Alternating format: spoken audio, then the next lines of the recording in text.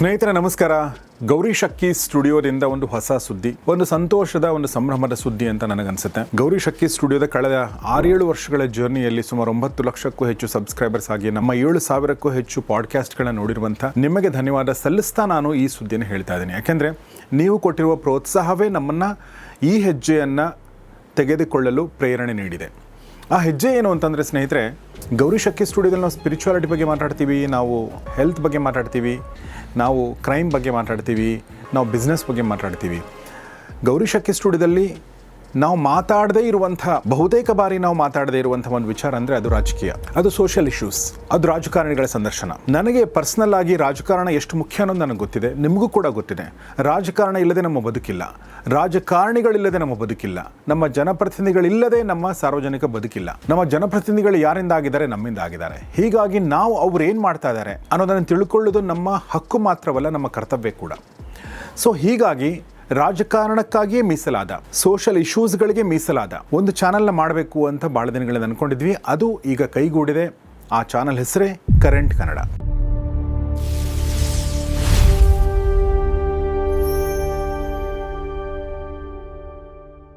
ಆದರೆ ರಾಜಕಾರಣಕ್ಕೋಸ್ಕರ ರಾಜಕಾರಣ ಅಲ್ಲ, ಬದಲಾಗಿ ಜನಗಳಿಗೋಸ್ಕರ ರಾಜಕಾರಣ ಮಾಡುವಂಥದ್ದು ಇದರ ಮುಖ್ಯ ಧ್ಯೇಯ.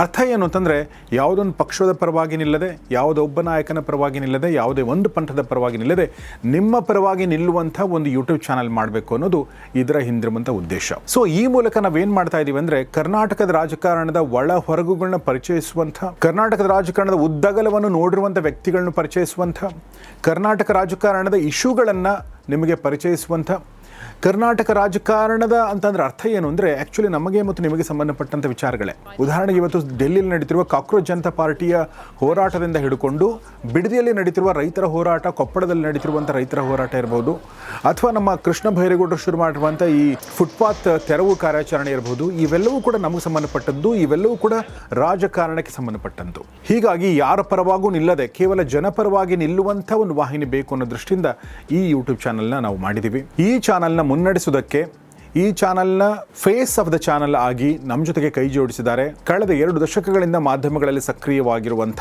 ವಿಜುವಲ್ ಮೀಡಿಯಾ ಮತ್ತು ಪ್ರಿಂಟ್ ಮೀಡಿಯಾ ಎರಡರಲ್ಲೂ ಕೆಲಸ ಮಾಡಿರುವಂಥ ಸುಧನ್ವ ದೇರಾಜೆಯವರು. ಸುಧನ್ವ ದೇರಾಜೆಯವರು ಈ ಚಾನಲ್ನಲ್ಲಿ ಸಂದರ್ಶನಗಳು ಮಾಡಲಿದ್ದಾರೆ, ವಿಡಿಯೋ ಸ್ಟೋರಿಗಳನ್ನ ಮಾಡಲಿದ್ದಾರೆ, ರಾಜಕಾರಣಕ್ಕೆ ಸಂಬಂಧಪಟ್ಟಂತೆ, ಸಾಮಾಜಿಕ ಇಶ್ಯೂಗಳಿಗೆ ಸಂಬಂಧಪಟ್ಟಂತೆ ಪ್ರತಿದಿನ ಅವರು ಸ್ಟೋರಿಗಳನ್ನ ಮಾಡಲಿದ್ದಾರೆ, ವಿಡಿಯೋಗಳನ್ನ ಮಾಡಲಿದ್ದಾರೆ. ಸೊ ಹೀಗಾಗಿ ನನ್ನ ಮೊದಲನೇ ರಿಕ್ವೆಸ್ಟ್ ಏನು ಅಂತಂದರೆ, ನಿಮ್ಮ ಹಾರೈಕೆ, ನಿಮ್ಮ ಆಶೀರ್ವಾದ ನಮ್ಮ ಈ ಹೊಸ ಚಾನಲ್ ಮೇಲೆ ಇರಲಿ. ದಯವಿಟ್ಟು ಈ ಚಾನಲ್ನ ಸಬ್ಸ್ಕ್ರೈಬ್ ಮಾಡೋದ್ರ ಮೂಲಕ ಅದನ್ನು ಬೆಂಬಲಿಸಿ ಅಂತ ಕೇಳ್ಕೊಳ್ತೀನಿ.